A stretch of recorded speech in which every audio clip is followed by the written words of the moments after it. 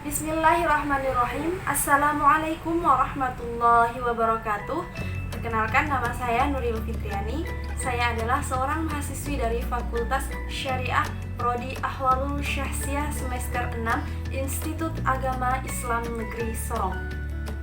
Nah, saya membuat video ini dalam rangka untuk memenuhi tugas ujian akhir semester pada mata kuliah Hukum Tata Negara. Dan pada video ini saya akan menguraikan beberapa materi tentang Hukum Tata Negara itu sendiri. Di antaranya adalah yang pertama, pengertian Hukum Tata Negara. Yang kedua, pengertian Hukum Tata Negara menurut beberapa ahli. Dan yang ketiga, bagaimanakah Hukum Tata Negara yang ada di Indonesia. Baik, mari kita simak video ini.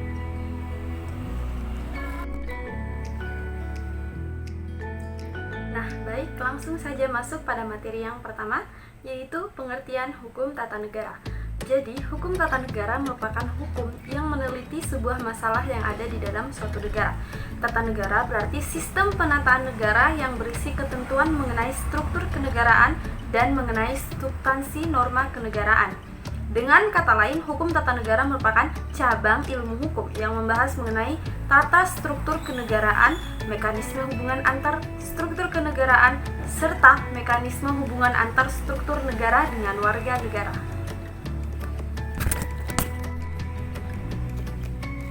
Nah, selanjutnya adalah materi yang kedua, yaitu hukum tata negara menurut para ahli. Nah, pada kesempatan kali ini saya akan menguraikan pengertian hukum tata negara menurut 5 ahli. Yang pertama adalah menurut Christian van Vollenhoven. Menurut beliau, hukum tata negara mengatur semua masyarakat hukum atasan dan masyarakat hukum bawahan menurut tingkatan-tingkatannya, yang masing-masing menentukan wilayah atau lingkungan rakyatnya sendiri-sendiri, dan menentukan badan-badan dalam lingkungan masyarakat hukum yang bersangkutan beserta fungsinya masing-masing, serta menentukan pula susunan dan wewenangnya dari badan-badan tersebut. Kemudian yang kedua adalah menurut G.H.A. Luckman. Hukum tata negara adalah hukum yang mengatur organisasi negara. Negara adalah organisasi jabatan-jabatan. Jabatan merupakan pengertian yuridis dan fungsi, sedangkan fungsi merupakan pengertian yang bersifat sosiologis. Karena negara merupakan organisasi yang terdiri dari fungsi-fungsi dalam hubungannya satu dengan yang lain maupun dalam keseluruhannya, maka dalam pengertian yuridis, negara merupakan organisasi jabatan. Kemudian yang ketiga, menurut G.R. Stirlinga, hukum tata negara adalah hukum yang mengatur wewenang dan kewajiban alat-alat perlengkapan negara, mengatur hak dan kewajiban warga negara. Kemudian yang keempat, menurut Kusumadi Pujo Sewojo, hukum tata negara adalah hukum yang mengatur bentuk negara dan bentuk pemerintahan, yang menunjukkan masyarakat hukum yang atasan maupun yang bawahan, beserta tingkatan-tingkatannya yang selanjutnya menegaskan wilayah dan lingkungan rakyat dari masyarakat hukum itu, dan akhirnya menunjukkan alat-alat perlengkapan yang memegang kekuasaan dari masyarakat hukum itu, beserta susunan, wewenang, tingkatan imbangan dari dan antara alat perlengkapan negara itu. Kemudian yang terakhir atau yang kelima adalah menurut Moh Kusnardi dan Harmayeli Ibrahim. Hukum tata negara dapat dirumuskan sebagai sekumpulan peraturan hukum yang mengatur organisasi daripada negara, hubungan antar alat perlengkapan negara dalam garis vertikal dan horizontal, serta kedudukan warga negara dan hak asasinya.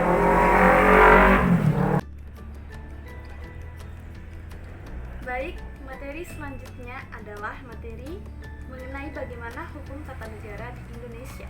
Nah, berbicara mengenai ketatanegaraan di Indonesia berarti berbicara mengenai negara tersebut. Negara merupakan sebuah organisasi yang harus diatur struktur kenegaraannya. Nah, organisasi dan struktur kenegaraan tersebutlah yang disebut tata negara di Indonesia. Kemudian, organisasi suatu negara disusun berdasarkan hukum tata negara positif dari negara yang bersangkutan. Demikian juga organisasi negara Indonesia disusun berdasarkan hukum tata negara Indonesia. Dalam hukum tata negara Indonesia terdapat dua hal, yaitu yang pertama, bagaimana organisasi negara Indonesia, dan yang kedua, bagaimana sistem hukum tata negara Indonesia. Nah, yang pertama, organisasi negara Indonesia tersusun berdasarkan Undang-Undang Dasar 1945. Undang-Undang Dasar menentukan struktur wewenang organisasi negara Indonesia. Dengan perkataan lain, baik struktur organisasi dan pemberi wewenang dalam organisasi negara ditentukan oleh Undang-Undang Dasar 1945. Dalam penjelasan Undang-Undang Dasar 1945 dijelaskan bahwa Undang-Undang Dasar sebagian dari hukum dasar atau sebagian dari hukum dasar. Undang-Undang Dasar ialah hukum dasar yang tertulis. Di samping itu berlaku pula hukum dasar yang tidak tertulis, yaitu aturan-aturan dasar yang timbul dan terpelihara dalam praktek penyelenggaraan negara meskipun tidak tertulis. Kemudian berdasarkan Undang-Undang Dasar 1945, struktur organisasi adalah lembaga-lembaga tinggi negara dalam susunan ketatanegaraan Indonesia, yaitu Dewan Perwakilan Rakyat, Presiden, DPA, Badan Pemeriksa Keuangan, Mahkamah Agung. Kemudian Majelis Permusyawaratan Rakyat semula merupakan lembaga tertinggi negara yang kemudian dirubah menjadi lembaga tinggi negara.